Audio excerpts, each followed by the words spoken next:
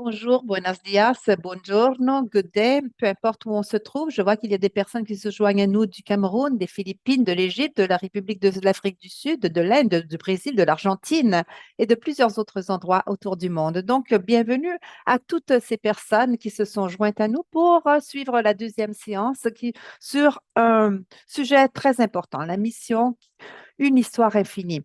Je remercie aussi la présence de sœur Pat. Je vous rappelle aussi d'appliquer la théorie des 4 C, culture, charisme, créativité, connexion dans vos propres contextes.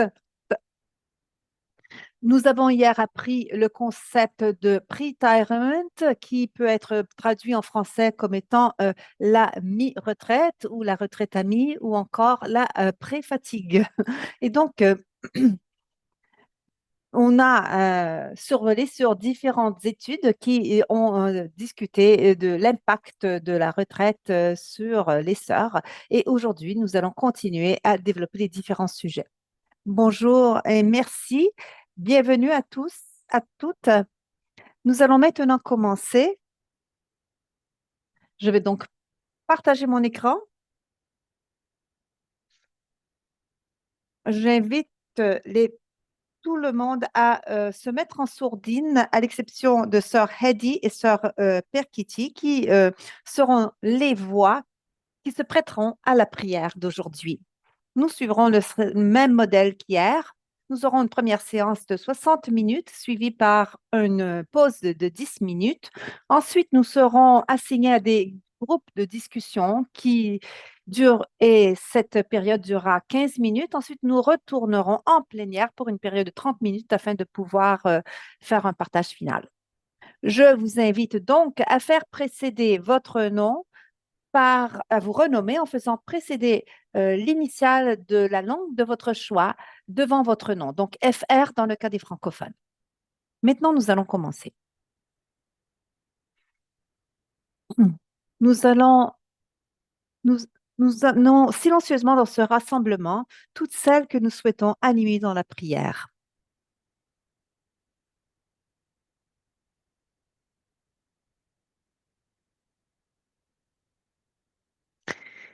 Et donc, prions ensemble.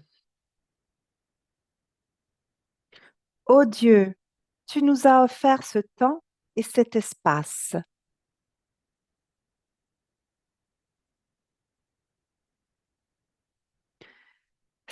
Sois proche de nous, car nous te faisons confiance.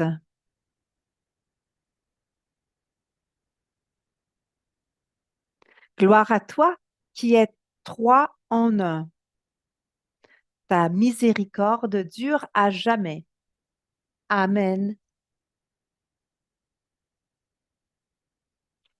Dieu de l'univers, alors que nous nous apprêtons à commencer notre rassemblement, nous prions afin que nous puissions vivre profondément avec un but, afin que nous puissions vivre librement avec détachement, afin que nous puissions vivre sagement avec humilité, afin que nous puissions vivre justement avec compassion,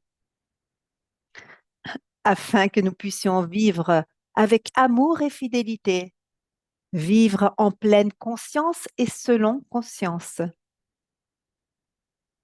afin que nous puissions vivre avec reconnaissance et générosité, afin que nous puissions vivre pleinement avec enthousiasme.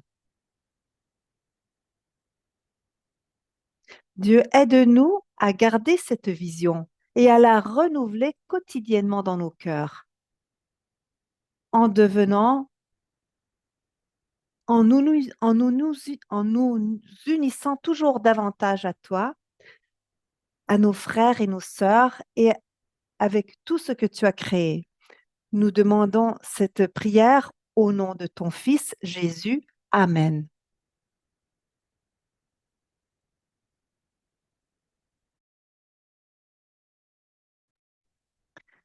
Que la bénédiction de Dieu euh, soit sur nous. Amen. Que l'Esprit de Dieu puisse nous guider sur la voie de la paix. Amen. Et que nos vies soient modelées sur celle de Jésus-Christ. Amen. Donc, Amen. Nous remercions Sœur Heidi et Sœur Père Kitty d'avoir prêté leur voix à cette prière aujourd'hui. Et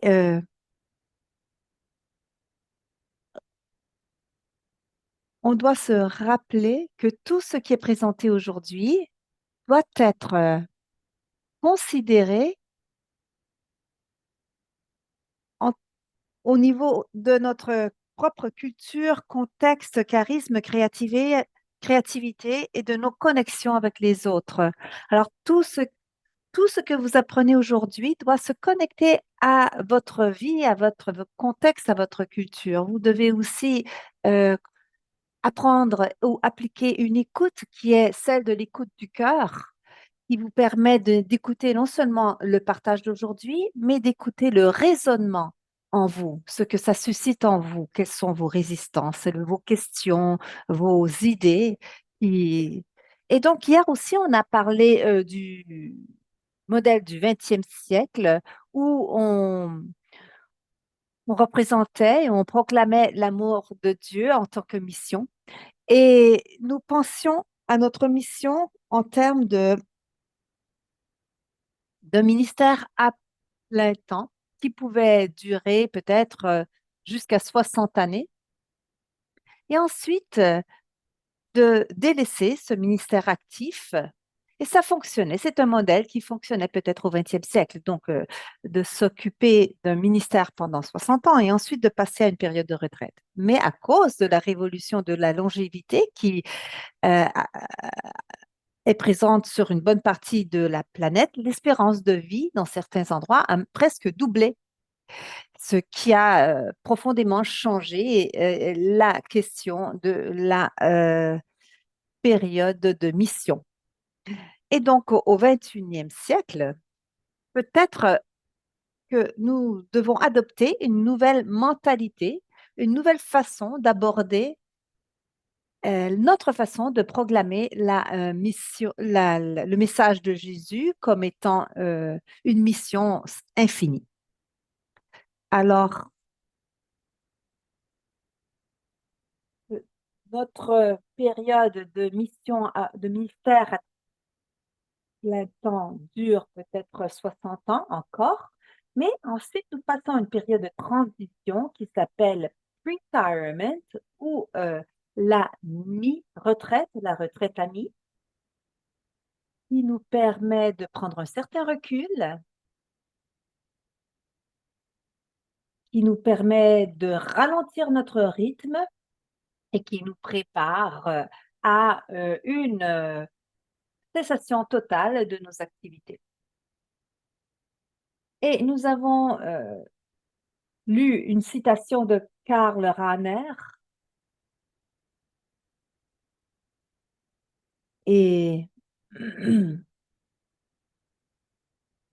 selon laquelle peut-être que le sens de notre vie peut encore être déterminé, reste encore à être déterminé, même dans cette étape de vie de transition. Et aussi, on a dit que cette étape est une étape irremplaçable. On a aussi parlé de cette leçon dans le livre Accueillir l'âge, accueillir, accepter de vieillir. Et vous pouvez voir, vous pouvez aussi télécharger cet ouvrage gratuitement en ligne. Nous vous avons donné le lien dans votre manuel et nous vous avons fait différentes vidéos, différents liens à différentes vidéos euh, qui sont disponibles gratuitement sur l'Internet pour pouvoir approfondir ces questions. Euh, ce sont des vidéos qui sont en anglais, mais parfois les traductions sont disponibles. Alors, hier, j'ai lu tous vos commentaires dans le chat. Nous vous remercions pour tous ces commentaires et je vais en mentionner quelques-uns aujourd'hui. Donc, une sœur a écrit hier que c'est difficile parfois d'aider une sœur à se préparer ou à accepter sa période de mi-retraite. Et donc, c'est-à-dire terminer une période de ministère à plein temps et de passer à une période de ministère réduit. Euh, il s'agit souvent de sœurs âgées de 75 ans peut-être. Et par contre, nous devons euh, aider les sœurs à comprendre bien avant que ce moment arrive, quels sont les bénéfices que je vous présenterai aujourd'hui, quels sont les bénéfices justement de délaisser un ministère à plein temps pour passer à une période de transition. Et il y a aussi des bénéfices concernant comment, et je vais vous aussi donner par contre, pardon, des astuces sur comment effectuer cet accompagnement. Et nous avons aussi, en ce qui concerne la mission, c'est parfois utile d'aider les sœurs à se reconnecter à leur premier oui. Quelles sont les raisons pour lesquelles elles ont décidé de se joindre à notre institut et aussi comment elle pourra continuer à être fidèle à son engagement, mais peut-être de façon différente. Il y a aussi un autre commentaire selon lequel on disait: Ah, j'ai 85 ans et ces nouvelles définitions ont suscité d'importants points de réflexion pour moi. Alors, une autre question, est-ce que le bénévolat fait partie aussi des activités de pre-retirement, de mi-retraite? Et je dirais que oui. Et ensuite, on a demandé si le travail de Corwin a été effectué sur un groupe de religieuses. Je dis oui, mais par contre, c'est applicable à d'autres. Euh, et nous pensons chaque chose que nous découvrons, nous le découvrons à partir de notre lentille personnelle, à partir de nos 4C, de notre culture, de notre charisme, de notre créativité, de nos connexions personnelles. Alors, tout apprentissage est filtré et par ce que notre propre bagage intérieur, ces 4C dont on a souvent parlé. Ensuite, on a commenté également, on se demandait comment déterminer ce qui est culturel et ce qui est personnel. Alors, tout est toujours les deux. La réponse est que tout est toujours les deux. La culture et la personne sont des filtres qui sont également intégrés en nous et qui filtrent toutes nos expériences. Lorsque nous accompagnons une personne, nous devons comprendre euh, leur message. Nous devons savoir les écouter. Alors, culture et personnalité sont toujours très liées. Ceci est très complexe en, en ce qui concerne les relations interpersonnelles, mais c'est très important d'en tenir compte. Dans certains pays, dernier message, dans certains pays en Afrique et j'imagine aussi dans d'autres parties du monde, les personnes âgées sont souvent émarginées. Et les sœurs plus jeunes euh, souhaitent euh, souvent prendre leur retraite plus tôt. Et donc, il y a deux groupes, les aînés et les jeunes, et qui vivent des situations très différentes. Et donc, je vais essayer de pouvoir affronter ces situations plus tard dans notre présentation. Alors, il y a aussi une citation de John Chichester. euh, alors, que nous avons notre obligation spirituelle est de vieillir avec grâce afin que d'autres puissent nous rencontrer et avoir le courage, la profondeur spirituelle de faire la même chose que nous, c'est-à-dire apprendre à vieillir avec grâce. Abandonner la vie afin que la vie soit finie n'est pas une n'est pas une démission, ce n'est pas essayer d'atteindre Dieu selon la volonté de Dieu. Alors, il y a des sœurs qui ont plus de 100 ans qui cherchent encore Dieu et essaient de vivre leur vie de la meilleure façon possible.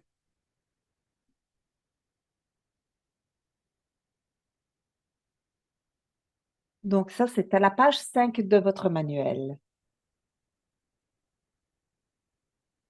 Alors, nous allons essayer maintenant de comparer les différences entre la retraite et la mi-retraite. Nous allons examiner les bénéfices de la pré-retraite, pardon, non, de la pré-retraite, de la mi-retraite, et nous, il s'agira d'un travail très superficiel qu'on devra, que vous devrez approfondir par vous-même en utilisant des ressources, les ressources que j'ai mis à votre disposition, que j'ai indiquées dans les notes de fond de votre manuel. Alors, je vais vous montrer deux images. Ce sont des images qui sont culturelles, mais j'espère que vous allez pouvoir les filtrer. Et alors, voici une image qui représente la retraite. Il s'agit d'un commutateur qui permet d'allumer et d'éteindre la lumière. Alors, il y a donc un bouton qui nous permet d'allumer et d'éteindre. Alors,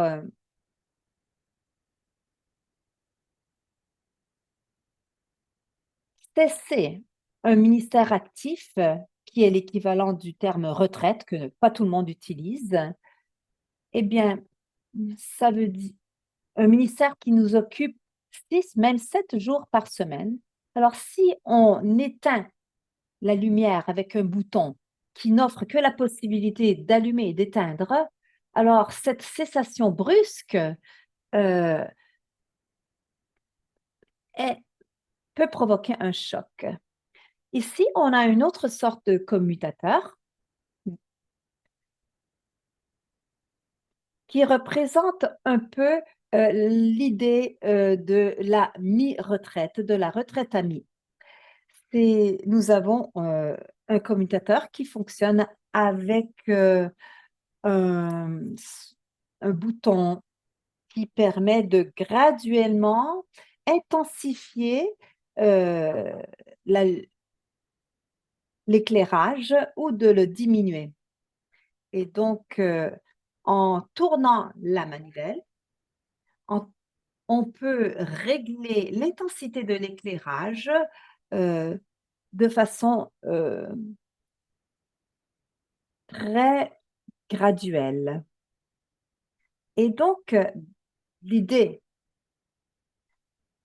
est que lorsque on se lance dans une période de retraite à mi, on permet de baisser ou on effectue un recul très graduel, un retrait très graduel de nos activités de ministère. Alors parfois, donc la retraite peut provoquer des chocs, même si on a désiré prendre sa retraite, même si on a désiré la cessation de nos activités, cette cessation brusque est un choc.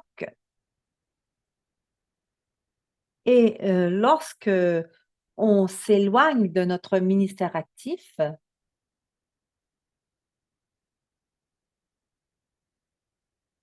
il y a plusieurs ajustements psychologiques qui nous attendent, auxquels on doit faire face. Et je vais en parler plus tard.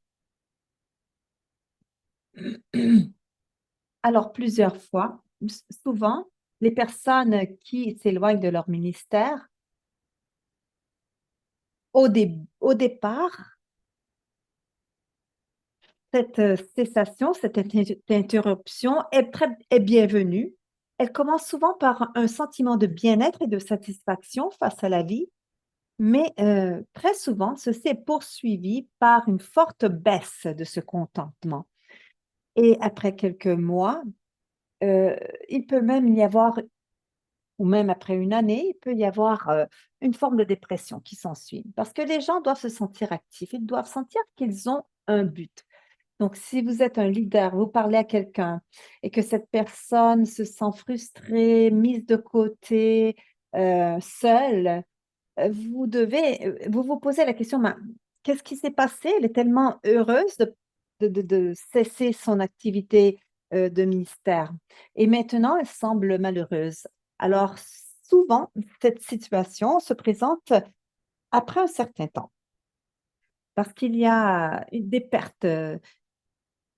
Alors, la retraite, entre guillemets, est souvent vécue comme une perte de statut et d'identité ministérielle. J'étais, par exemple, une enseignante où je m'occupais de soigner les malades et maintenant je ne suis plus ça. Et ceci peut être suivi par une période de deuil et parfois de dépression. J'enseigne un cours en ligne en automne et un des sujets est le sujet du deuil dans la vie religieuse d'aujourd'hui. Donc, il s'agit d'un sujet très important.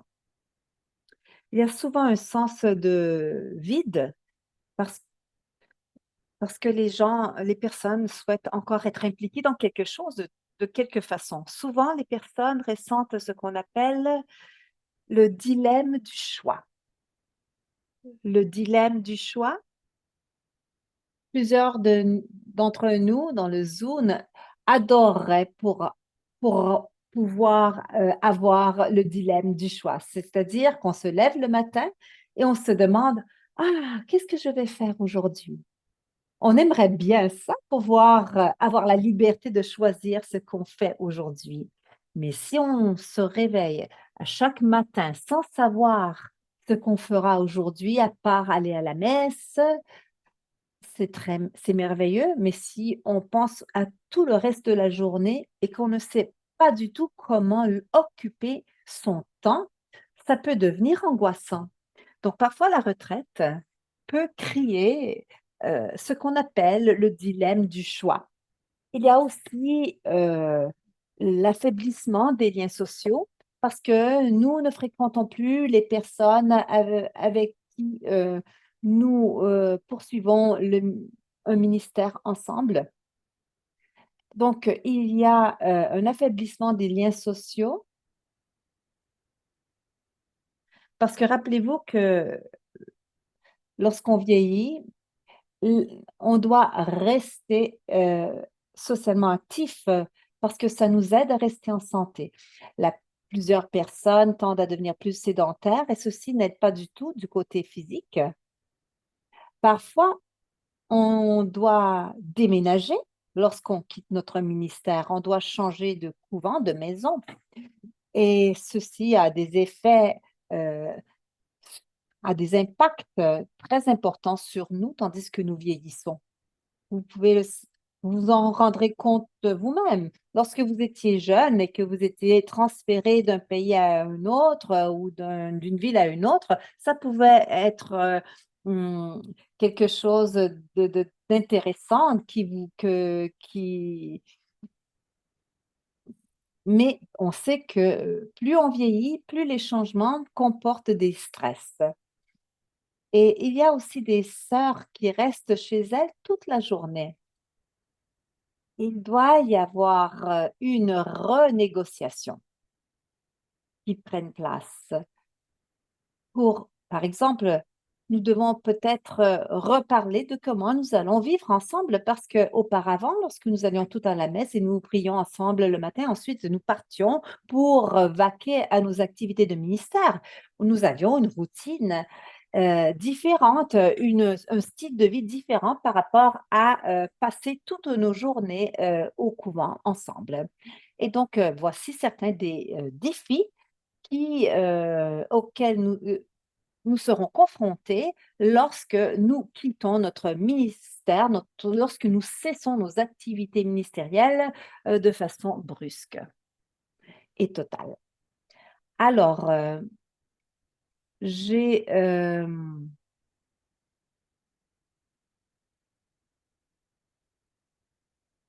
Alors, j'ai cherché,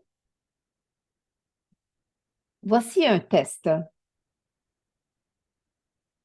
qui peut être imprimé si vous le souhaitez. Et vous allez pouvoir justement déterminer quels sont les changements les plus importants dans votre vie aujourd'hui. Alors, ce test est en anglais, il est peut-être disponible dans d'autres langues, mais pour l'instant, il est en anglais. Et vous pouvez passer à travers la liste et cocher les changements qui vous affectent. Ensuite, ça peut donner un résultat qui est une espèce d'indicateur de stress. Alors, dans cette liste de stress, vous allez voir que la retraite est, est à la 10e place dans cette liste des grands stress qui nous affectent. Et donc, la retraite, qui est l'équivalent de cesser nos activités ministérielles, euh, est un grand stress. Par exemple, si vous avez une sœur qui a cessé son activité ministérielle, comment pouvez-vous l'aider à comprendre quelles sont les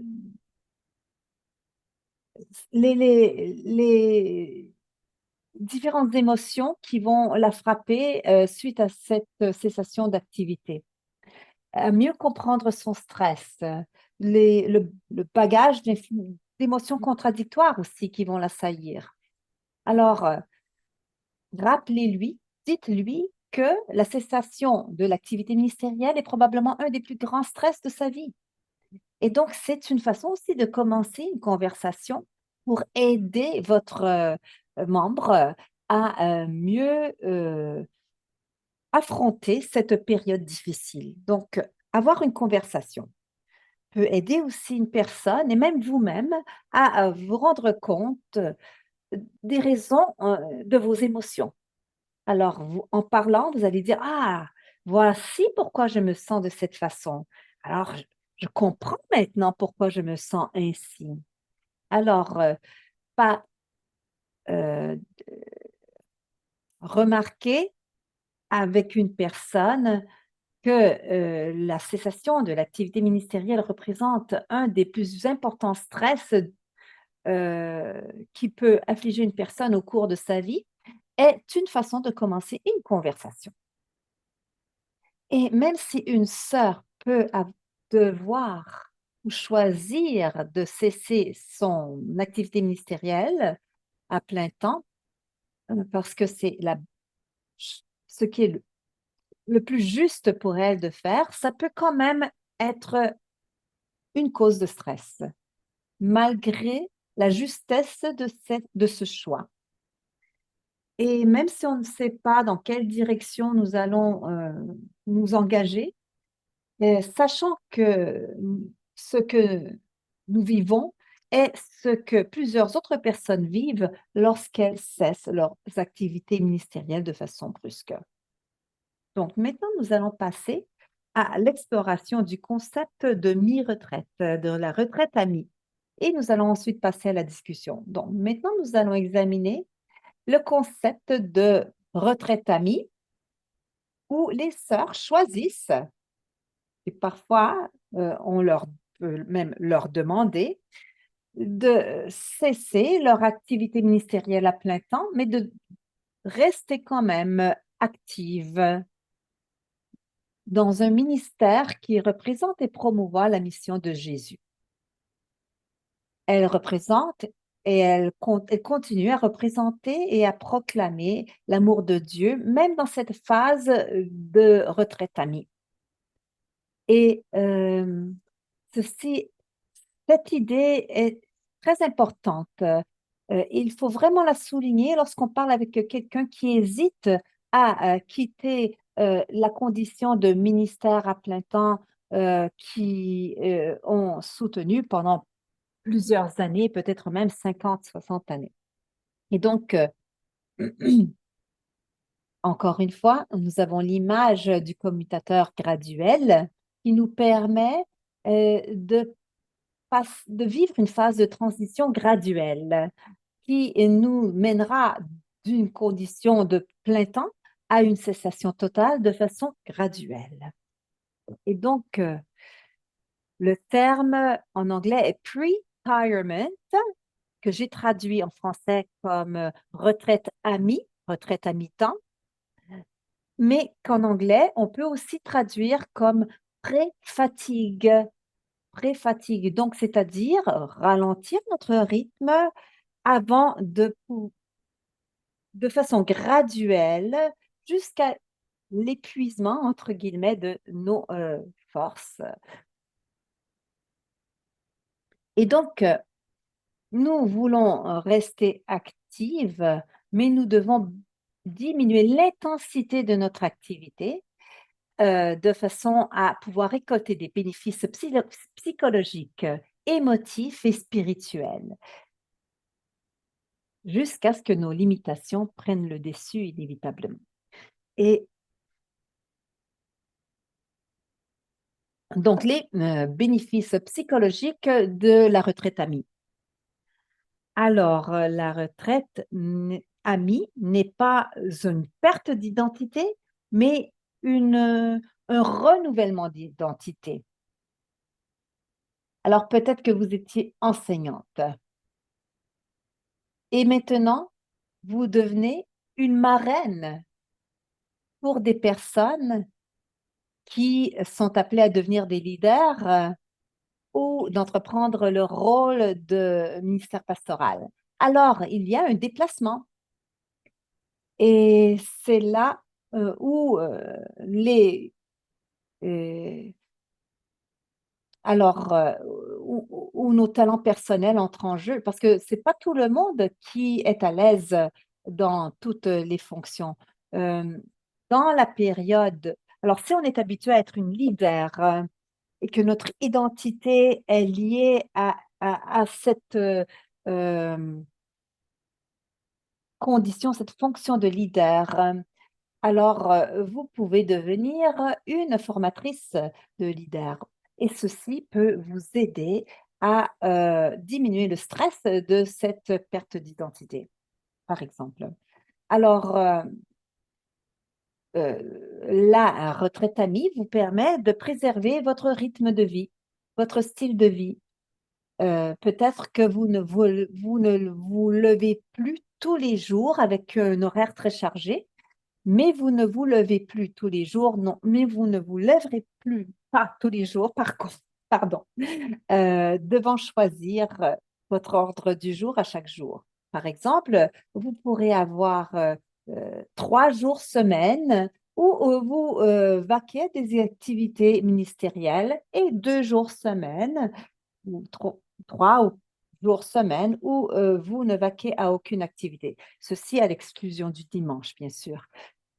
Mais donc, on doit conserver une structure, mais une structure qui soit plus flexible. Et aussi, on a une espèce d'effet tampon, un effet qui nous permet de nous préserver contre la solitude. Nous savons que c'est possible de souffrir de solitude même si nous vivons en communauté. Et donc, la retraite amie est comme un tampon pour nous protéger contre la solitude.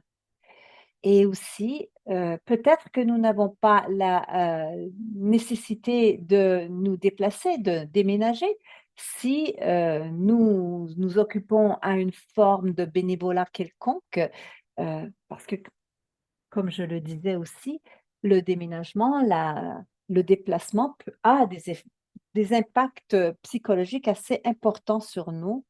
Euh, Plus on vieillit, plus ces impacts sont négatifs, tandis que lorsqu'on est jeune, les déplacements peuvent être stimulants.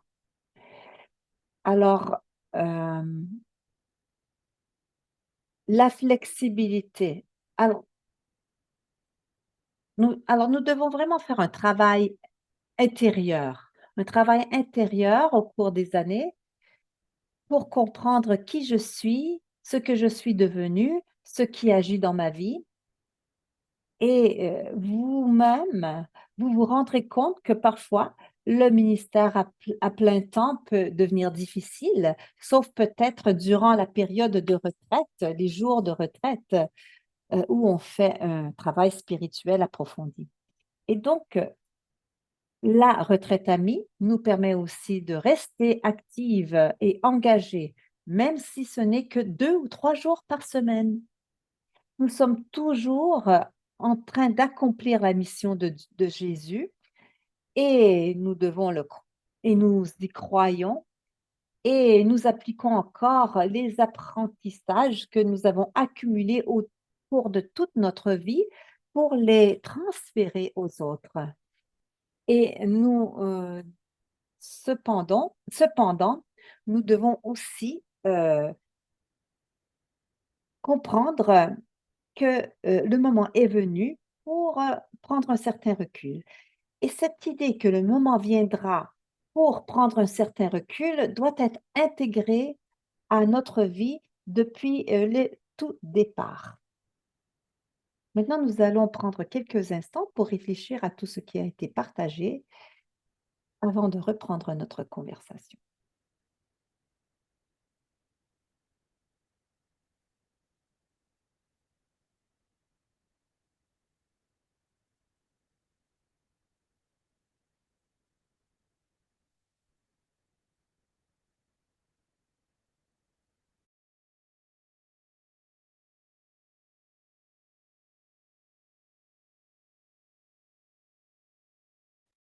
Alors, par exemple, si vous êtes une leader et vous avez de la difficulté à convaincre une sœur à prendre un recul, comment pouvons-nous présenter les bénéfices de la retraite amie sans employer le mot retraite, mais en présentant les différents bénéfices qui sont liés à une prise de recul?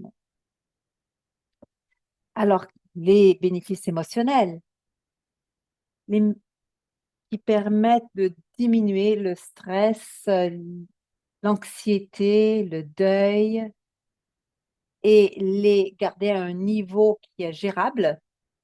Nous allons toujours, avoir une part de deuil lorsqu'on quitte un ministère. C'est un bon signe parce que mais on doit s'aider à réaliser que c'est bien d'avoir un deuil parce que ça veut dire que j'étais vraiment dédiée, dévouée, mais c'est quand même une perte. Mais en restant impliqué, peut-être au niveau du conseil de l'institution, ou rester être on peut rester impliqué, mais de façon différente dans notre ministère. Alors, la retraite amie permet d'éviter ou de ralentir le déclin cognitif. Ça ne pourra pas arrêter le déclin cognitif qui est inévitable, mais bien sûr, si on reste actif, ce déclin cognitif sera plus lent. Par exemple,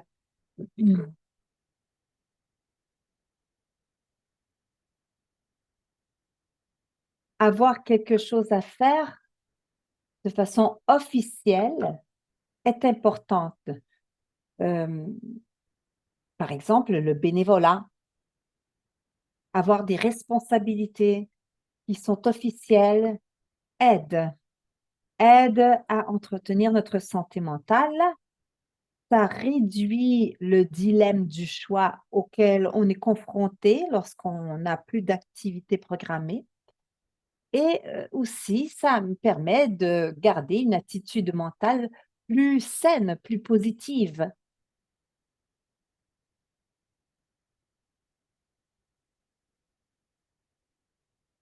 Alors, lorsque vous êtes en conversation avec une personne pour présenter ses bénéfices, vous devez aussi écouter ce que ça suscite en vous.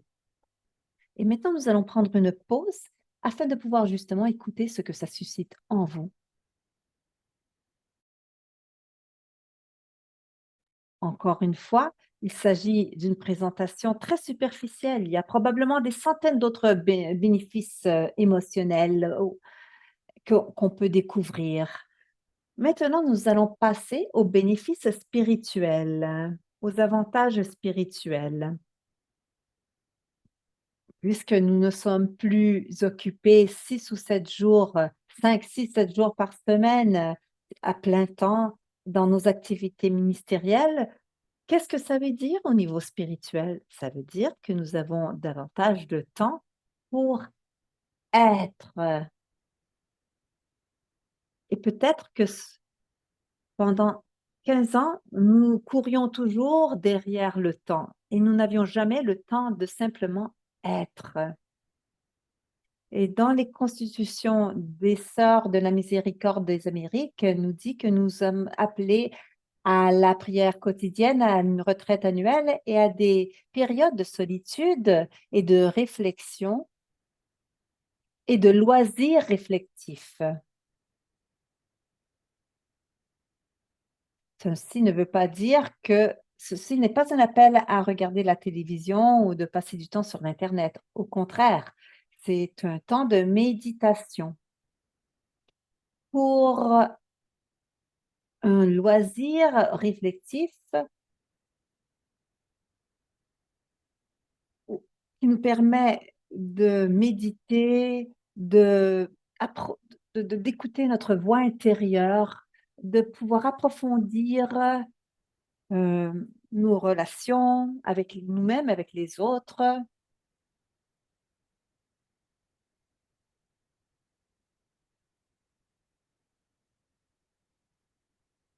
Alors, le temps pour les loisirs réflexifs qui renouvellent et rafraîchissent la vie. Ensuite, nous avons aussi davantage de temps disponible pour intégrer nos expériences de vie grâce à une saine introspection, effectuer des revues de sa vie, par exemple. Il y a aussi plus d'occasions pour s'engager dans des pratiques spirituelles privilégiées comme la prière, la tenue d'un journal, la liturgie de l'Eucharistie, les sacrements, la participation à un partage de foi, etc. Il y a tellement de bénéfices spirituels. Alors, je vous laisse une minute pour y penser, pour pouvoir justement considérer les avantages spirituels d'un recul graduel de l'activité ministérielle à plein temps, avant de l'épuisement total de nos ressources. Donc, cette période de retraite amie.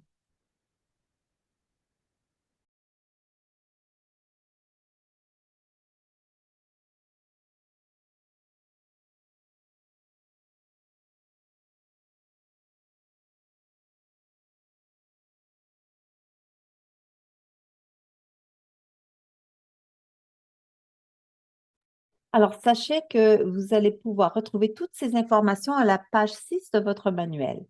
Nous avons 11 minutes.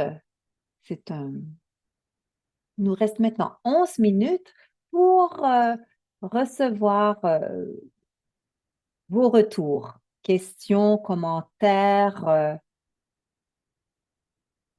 réflexions. Alors, quelque part, nous vous demandons de lever votre main pour si vous souhaitez prendre la parole et partager avec le groupe. Nous allons procéder par trois, comme hier. Donc, la première personne sera Hélène. Ensuite, on a Anne. On a quatre personnes qui ont levé leur main. Nous allons maintenant commencer par ces quatre personnes. Donc, Hélène, à toi la parole.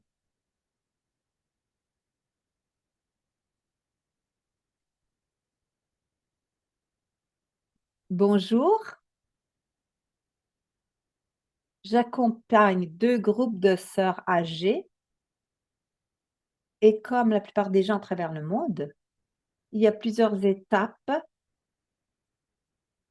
de transition qui nous amène à cette nouvelle période de vie.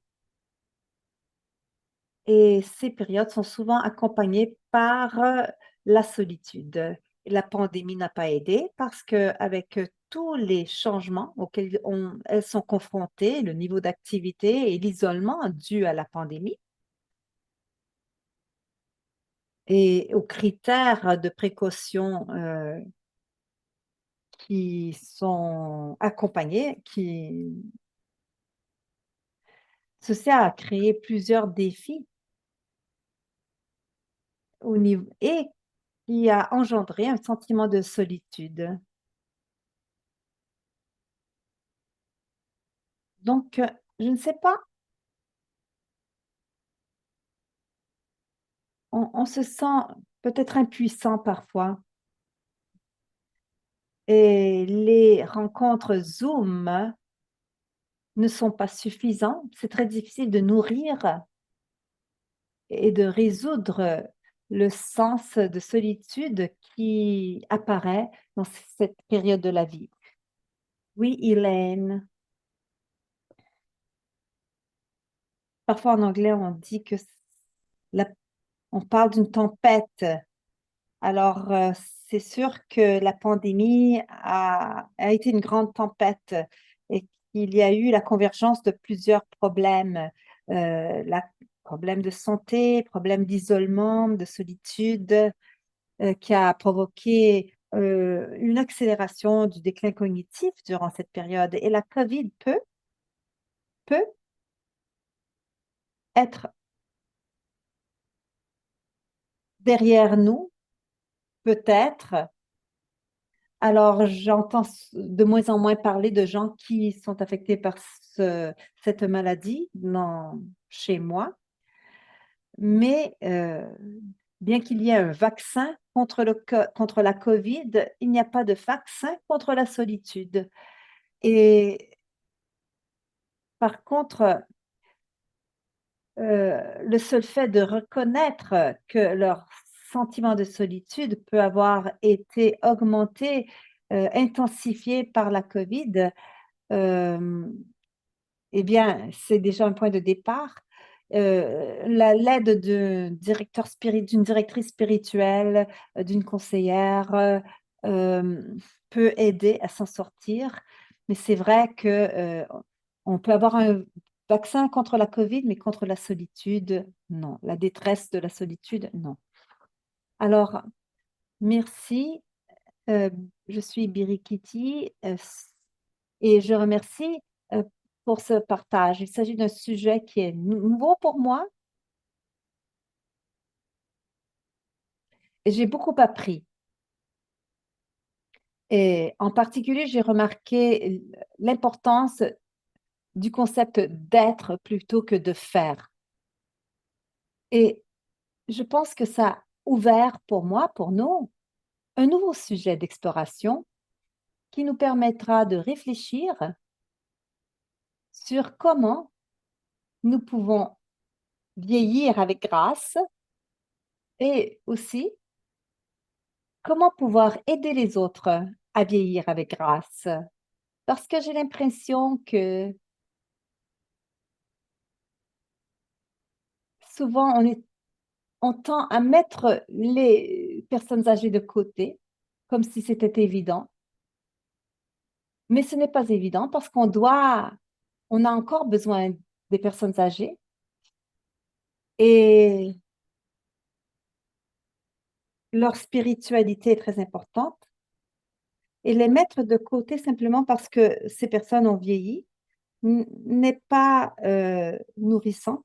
Nous devons les entendre, comment elles se sentent, en sachant que nous allons passer à travers les mêmes émotions et nous devons aussi, apprendre, à transmettre les bénéfices, d'une retraite amie. Oui, c'est une nouvelle mentalité, une nouvelle façon, de nommer ce qui existe déjà dans plusieurs, situations, dans plusieurs contextes, circonstances. Il y a déjà une transition graduelle qui s'effectue Et maintenant, nous apprenons à nommer, à percevoir cette période de façon différente, de façon plus structurée. Et bien sûr, il s'agit d'un processus. La mission est un processus continu. La mission inclut notre façon d'être et notre façon de faire. Et comment pouvons-nous constamment euh, travailler sur nous-mêmes et aider les autres à travailler sur elles-mêmes. Rappelez-vous de la définition de Casper qui dit représenter et annoncer l'amour de Dieu. Alors, nous le faisons à travers notre personne, notre être et ce que nous faisons. Et donc, dans notre monde de productivité, nous devons toujours nous rappeler que nous devons continuer à apprendre à être. Et notre mission est la convergence d'être et de faire. Et Anne, j'ai apprécié le langage qui ressort. Ça m'aide à mieux comprendre ma propre expérience. Et le terme retraite amie,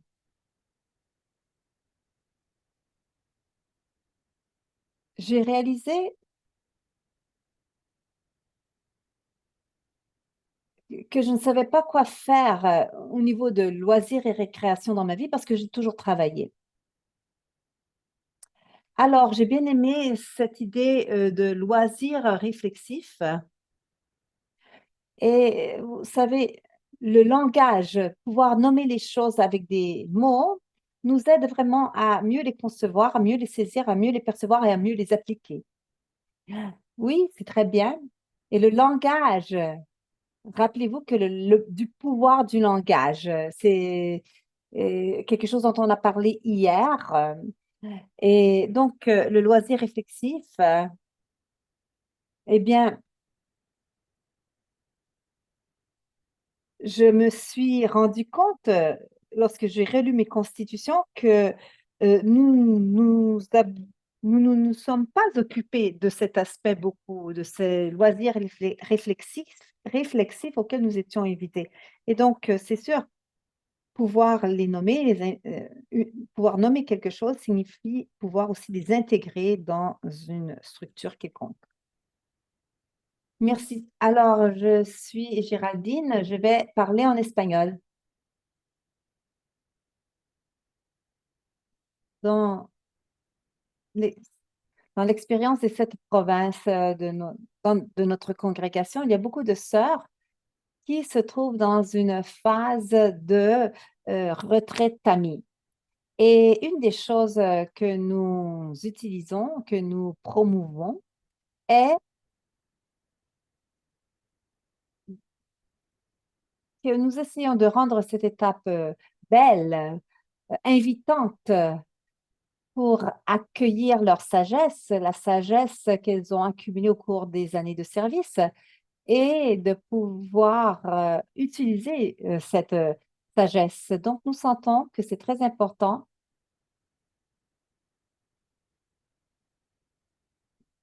Alors, il y a souvent une phrase qui retourne souvent, je ne réussis plus, je ne suis plus capable. Alors, comment faire pour changer cette phrase dans cette phase, la transformer pour les inviter à aller vers quelque chose de nouveau, de possible?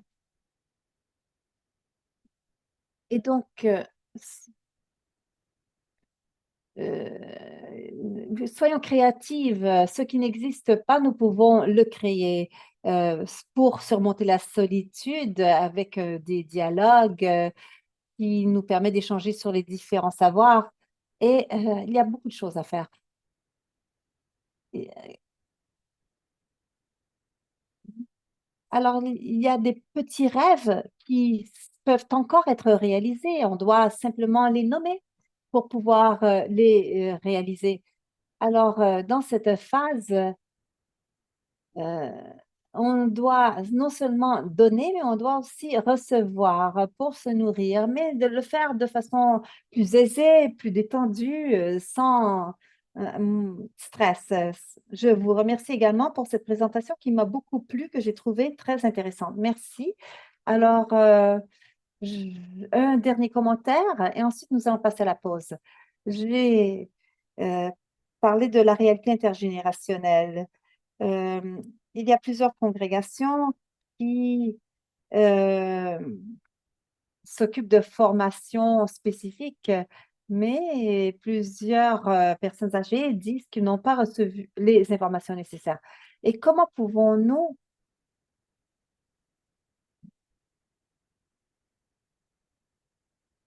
faire en sorte de créer des équipes qui unissent des sœurs plus jeunes et des sœurs plus âgées? J'ai entendu parler de congrégations qui ont créé des équipes intergénérationnelles ou des couples intergénérationnels et ce qui facilite une vie commune intergénérationnelle, un partage intergénérationnel, c'est très utile. Il y a d'autres communautés qui m'ont également dit qu'ils ont commencé ce qu'on appelle des groupes d'affinité, des groupes qui souhaitent parler de choses semblables, affines, donc par exemple de l'art ou de lecture spirituelle, même de sport. Alors, c'est une façon de créer des connexions sociales, que ce soit via Zoom ou en personne, mais créer des groupes d'intérêt, des groupes de rassemblement. Peut-être qu'il y a des personnes qui aiment cuisiner, qui aiment parler de recettes. Alors, tout ceci sert à créer des communautés qui sont des communautés de Dieu, même si on ne parle pas de Dieu directement. Alors, il est maintenant 15h03. Nous allons prendre une pause de 10 minutes et on se retrouve à 15h13. Exactement. Alors, à très bientôt.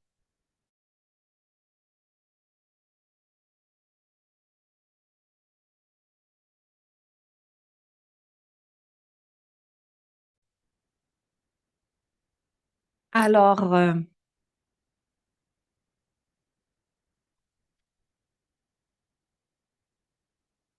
on, on a plusieurs commentaires. Il y a des commentaires qui ont remarqué l'importance des groupes d'affinité pour permettre d'effectuer des partages intergénérationnels. Et l'idée de retraite amie dépend de notre développement personnel et de la maturité d'une sœur, de sa capacité à être ouverte, à accepter le changement. Donc, c'est l'idée encore que notre propre personnalité entre toujours en jeu, elle influence notre capacité à devoir affronter les changements, les différentes étapes de la vie et de s'y adapter. Quelqu'un a aussi mentionné que de comment nous pouvons encourager les sœurs à toujours représenter et annoncer l'amour de Dieu euh, en étant simplement en étant. Parce que euh, nous, nous avons développé notre vie spirituelle durant toute notre vie. Elle s'enrichit dans cette étape de la vie. Et aussi, un autre commentaire qui parle de comment célébrer les sœurs. Comment honorer les sœurs qui passent à une étape de retraite amie? Alors, alors, on doit vraiment reconnaître et honorer cette étape de la vie, qui est la prochaine étape de la vie qui nous attend toutes. Et il y a aussi euh, maintenant le dernier volet de notre présentation d'aujourd'hui, qui est le ministère de rappel. Alors, dans le monde des affaires, le ministère il existe un concept qui s'appelle carrière de rappel. Alors, Il s'agit de personnes qui prennent leur retraite, mais qui peuvent entreprendre une nouvelle carrière, peut-être de consultation, de conseil euh, et autres. Et je me suis dit que nous pourrions appliquer le même concept, ce concept de encore,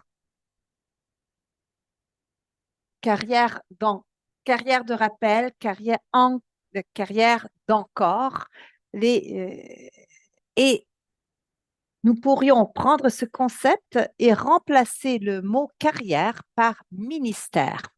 Et donc, un ministère de rappel ou un ministère d'encore, un renouveau de ministère. Et maintenant, c'est ce que je fais.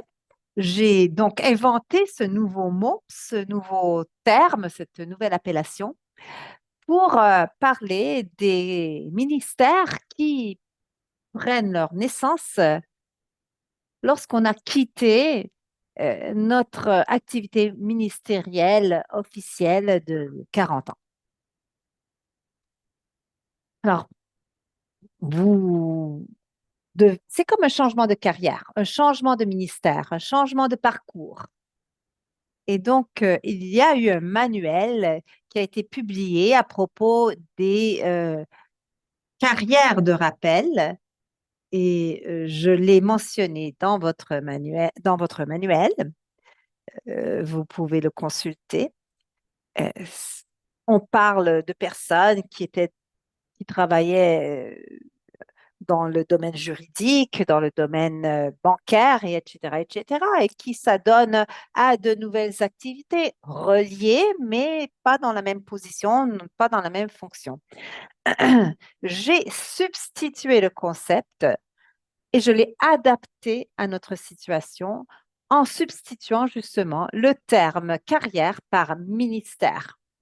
Alors, c'est un jeu, un jeu de mots, un jeu de concepts peut-être pour nous aider à comprendre, mieux comprendre cette phase de la vie qui nous intéresse aujourd'hui. Alors, l'ouvrage original dit, et je l'ai adapté à notre contexte, et donc pour dire que les sœurs veulent encore rester impliquées dans une activité ministérielle quelconque. Elles désirent encore de continuer à vivre avec un but, avec un sens, elles veulent toujours se sentir utiles et continuer leur mission de Jésus. Les sœurs veulent toujours poursuivre leur croissance personnelle et leur propre développement. Et donc, ce sont les mêmes idées que j'ai reprises dans l'ouvrage Encore Career, les carrières de rappel, mais je les ai adaptées à notre propre contexte. Alors, les sœurs veulent continuer à maintenir un sens aigu de générativité, un désir de partager la sagesse avec les autres. Elles désirent renforcer leur résilience. Elles désirent conserver leurs liens sociaux, leur vie sociale. Elles veulent reculer le plus possible le moment du déclin cognitif et physique, ou du moins le ralentir. Elles peuvent, elles veulent augmenter leur longévité. Et donc, les ministères de rappel sont une façon justement de pouvoir accomplir ces objectifs. On peut changer le type d'activité qu'on fait, mais on peut continuer à effectuer un ministère quelconque, différent, de façon différente, avec une fonction différente, un ministère différent, mais un ministère qui va, un ministère, on va appeler un ministère de rappel, qui va nous aider à affronter cette période de la vie et à la maximiser. Et pour pouvoir accomplir tout ça, on peut être accompagné par quelqu'un dans notre communauté, par un leader, par un chef spirituel, par une personne ressource quelconque qui peut nous aider à trouver des façons spécifiques de pouvoir justement aborder ce changement. Nous allons maintenant nous déplacer en groupe et je vais afficher au tableau les questions auxquelles vous devrez vous prêter durant cette session en groupe. Et les questions sont en français. Je pense que vous allez devoir choisir une seule question que vous allez explorer en groupe. Donc, les questions sont, qu'est-ce qui m'a attiré aujourd'hui et m'a offert de l'énergie et de la perspicacité sur ce sujet? Qu'est-ce qui m'a poussé à aller au-delà de ma pensée, de ma compréhension et comment? À quoi ai-je résisté? C'est un bon signe. Quelles idées, quelles- est-ce que, alors, quelles sont les raisons de cette résistance? Et quelle est là ou les deux idées sur lesquelles je souhaiterais méditer et réfléchir davantage? Et comment puis-je utiliser ce que nous avons exploré aujourd'hui dans ma vie et dans mon ministère actuel? Et rappelez-vous, ces questions ne disent pas ne vous demandent pas de répéter ce que Sœur Mary Pat a dit, mais la façon dont mes propos résonnent en vous, de quelle façon ça vous affecte, de quelle façon, ce qui vous a attiré, ce qui vous provoque, ce qui pose des résistances, ce qui vous incite à méditer, ce que vous pouvez utiliser. Alors, vous devez choisir une seule question et vous devez en discuter entre vous. Et voilà. Gianluca, est-ce que nous sommes prêts à nous déplacer en groupe? Alors, il nous reste maintenant 20 minutes.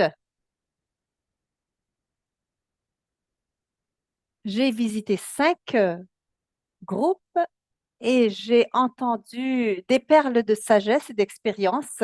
Et j'ai rencontré plusieurs sœurs qui étaient âgées de 20 ans, de 30 ans, pardon, et de 40 ans, et qui se sont jointes à nous aujourd'hui.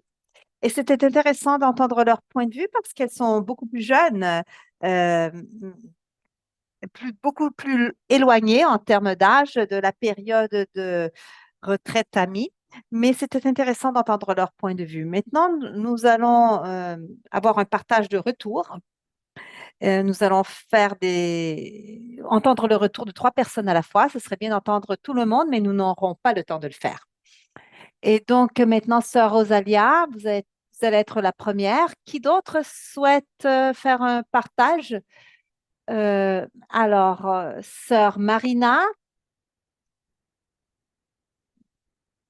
du Sri Lanka. Qui d'autre? C'est là où on a besoin de courage, hein, parce que dans les groupes, tout le monde parlait. René, j'aime bien ton sourire. Tu pourrais être la troisième. Très bien.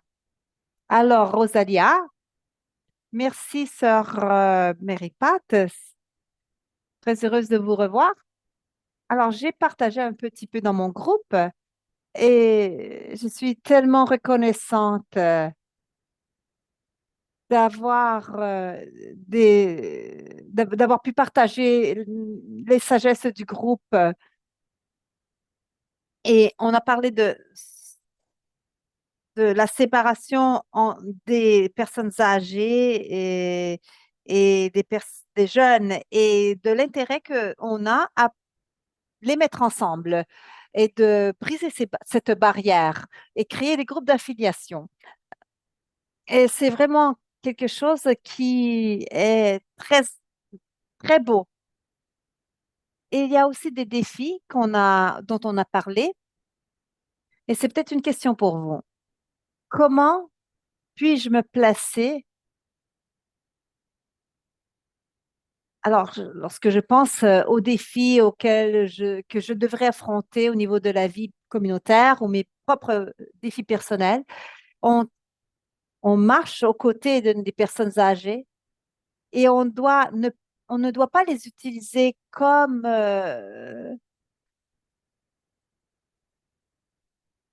cachette. Mais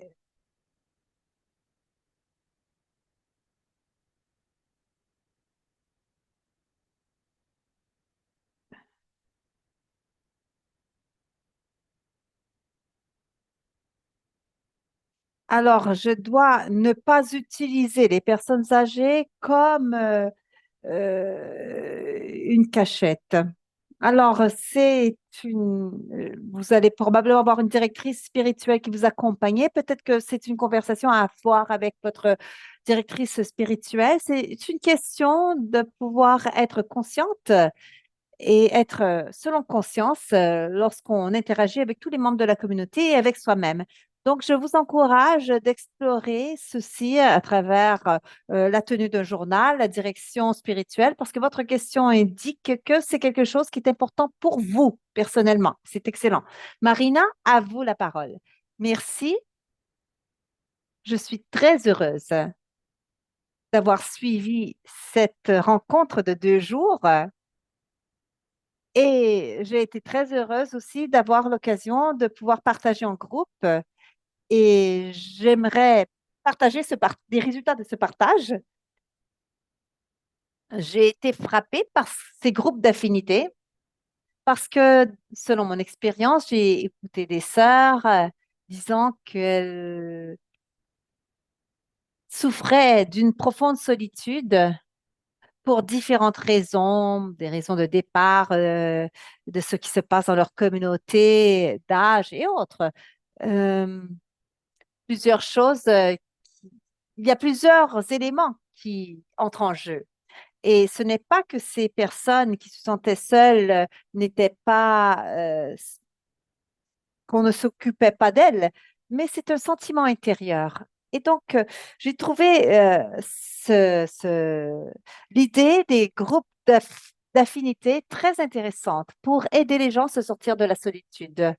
Parce que elles continueront à se sentir vivantes, impliquées, et elles continueront à explorer des intérêts comme la cuisine, la couture, n'importe quoi, hein, quel- une idée- quel- un sujet quelconque qui les intéresse et qui leur permettent de partager avec d'autres qui nourrissent le même intérêt. Maintenant, nous allons passer à la prochaine personne parce qu'il y a plusieurs personnes qui souhaitent euh, prendre la parole. Mais encore une fois, on a parlé de groupe d'affinité, c'est excellent. Alors, René, alors, moi, ce que je voulais dire, c'est que j'ai vraiment beaucoup apprécié cette séance. Ça a été très éclairante et enrichissant. Et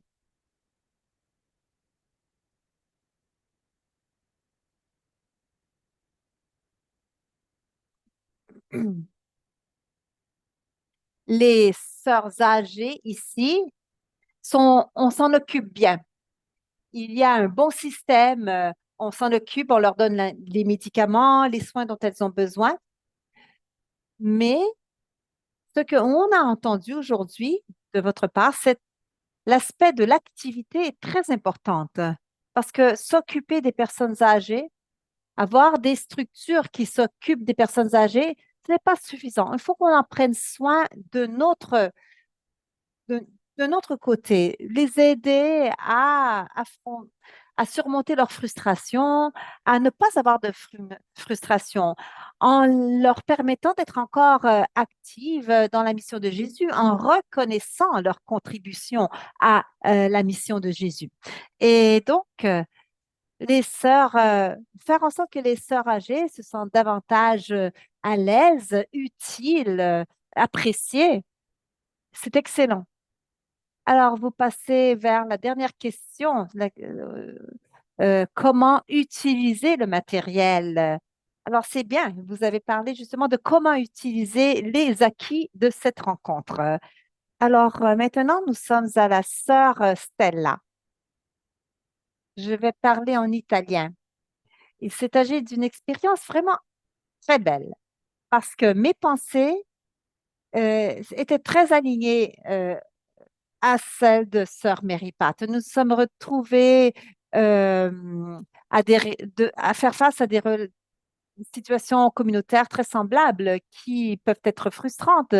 Et avec les sœurs du groupe, on a vu que nous avons toutes plus ou moins pu témoigner de situations de tristesse.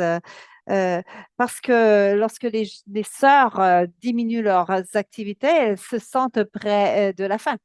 Mais nous avons trouvé vraiment que créer des groupes, des pairs, des couples de sœurs âgées et sœurs jeunes peuvent vraiment être très utiles. Ça nous permet de marcher ensemble dans la joie, apprendre les unes des autres, de créer cet échange positif. On a beaucoup aimé aussi l'idée des groupes d'affinité, des groupes d'intérêt.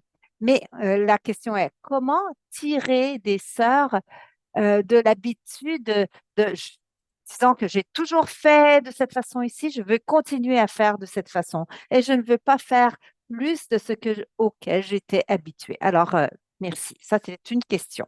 Comment faire sortir les sœurs de leurs habitudes? Alors, oui, en fait, ça prendrait plus ou moins une semaine pour pouvoir explorer le comment de cette question.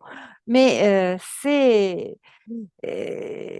on doit vraiment aider les gens à mieux se comprendre, mais pas seulement dans la période de détachement, de vieillissement, mais durant toute leur vie. Et c'est sûr que c'est une question personnelle. Pour certaines personnes, le changement est plus difficile que pour d'autres, mais accompagner, comment engager les sœurs dans des conversations, comment les entendre à quel point elles sont dans leur vie et leur permettre d'entendre nos messages.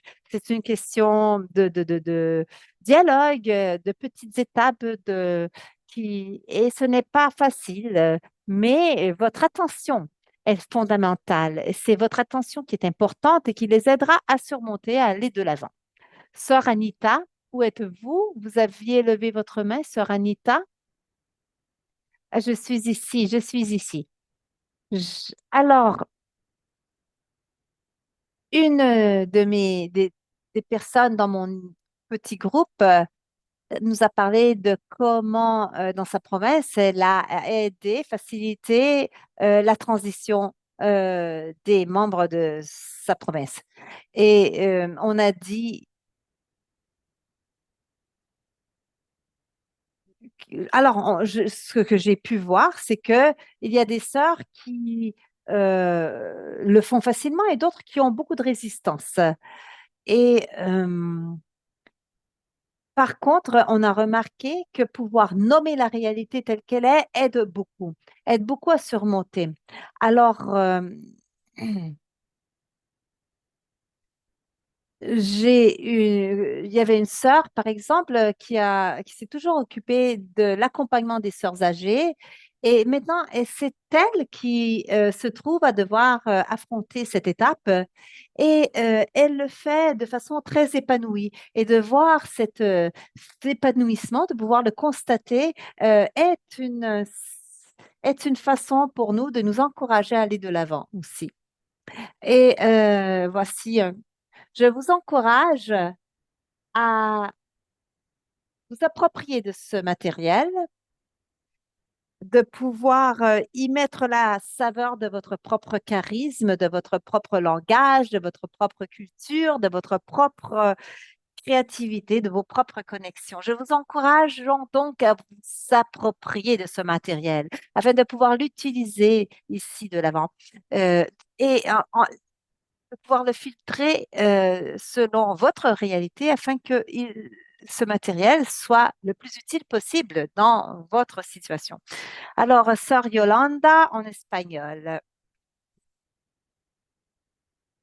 Alors, je vous remercie pour toutes ces nouvelles idées que vous avez partagées avec nous. Dans mon groupe, on a partagé au niveau de la préparation qui nous permet de mieux vivre cette étape.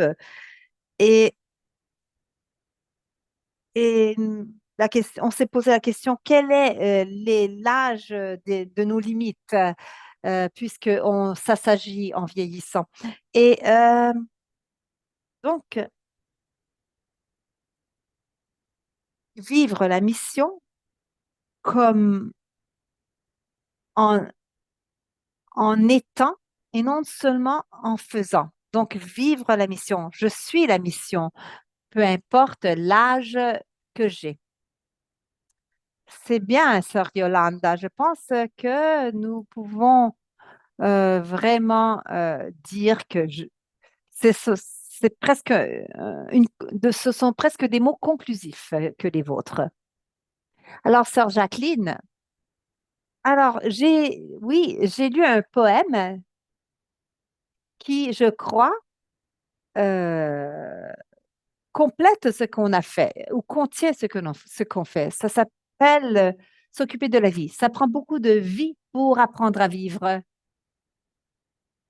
Et nous obtenons notre sagesse à travers l'expérience. Nous apprenons à faire ce qui est faisable et ce qui est utile. Il y a de nouveaux débuts et de nouvelles fins. Et il y a des renaissances et en fait, le secret, c'est l'ajustement. L'ajustement continue au cours de toute une vie, l'adaptation. Alors, oui, sœur Jacqueline, merci. Est-ce que vous pouvez le partager avec moi, partager le texte avec moi? J'aimerais bien ensuite le repartager ensuite avec tout le groupe. Alors, tu peux le partager par courriel. Alors, nous avons encore peut-être le temps de deux ou trois partages encore. Nous allons maintenant donner la parole à sœur Anne et sœur Kumunde. Alors, sœur Anne, sœur Anne, pour commencer ensuite. Oui, sœur Anne, à vous la parole.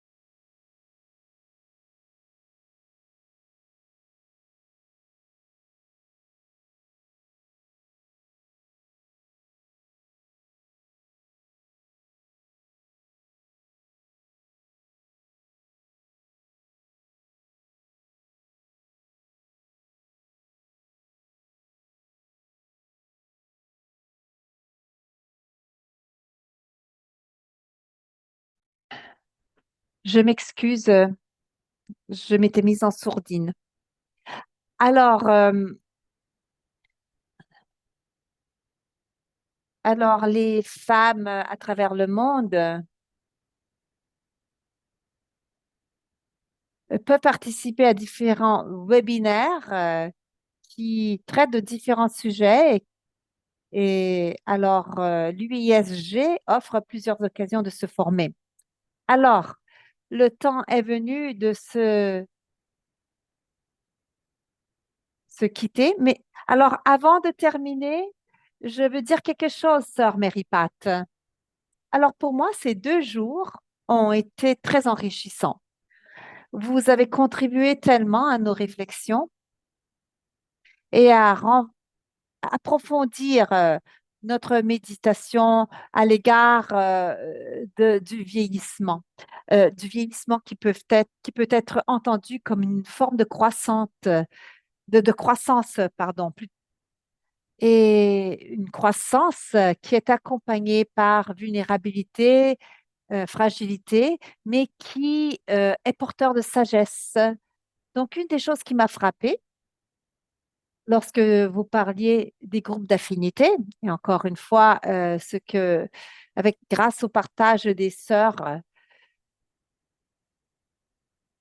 alors, comment pouvoir créer des partenariats, des conversations de sagesse entre des membres âgés et jeunes d'une même congrégation, parce que la sagesse des personnes âgées peut être enrichie par la sagesse des jeunes. Il y a une sagesse partagée. Donc, je pense que vous avez vraiment ouvert une grande porte en parlant de ces groupes d'affinité. C'est quelque chose qu'on peut vraiment mettre en pratique au niveau individuel et au niveau aussi congrégationnel. On peut créer des réseaux de connexion et élargir nos horizons, élargir nos perspectives. Donc, j'aimerais vous remercier pour les défis euh, au- auxquels vous nous avez confrontés, pour les idées que vous avez partagées qui résonnent en nous. Et j'aimerais vous assurer que l'UISG va continuer à poursuivre ces réflexions. Et afin que tout le monde puisse le savoir, nous avons travaillé avec la Fondation Hilton et récemment, nous avons établi une nouvelle fondation qui s'appelle la Fondation Anna. Et la Fondation Anna n'est pas opérative encore, euh, mais la Fondation Anna s'occupera des soins pour les personnes âgées, l'accompagnement, différentes formes de soutien. Il y a puisque plusieurs sœurs sont en train d'effectuer cette transition. Et donc, il s'agit d'une nouvelle initiative financée par la Fondation Hilton et l'UISG et d'autres congrégations qui soutiennent cette initiative. Et vous allez en entendre davantage parler. Et donc, je remercie Sœur Mary Pat pour votre sagesse, votre grâce et votre clarté. Et j'aimerais, je vous bénis. Et ça a été une joie euh, d'être avec vous en ces 2 jours. Alors, je me réjouis moi aussi d'en savoir plus sur la Fondation Anna et je remercie donc l'équipe de l'USG, les interprètes et toutes les personnes qui ont contribué en termes d'attention ou simplement d'écoute. Quiconque souhaite me rejoindre par après, mon adresse courriel est disponible dans le manuel que j'ai partagé avec vous. Et maintenant, l'heure est venue de se dire au revoir. Allumez vos micros, allumez vos Bye bye. caméras et disons-nous adieu. À la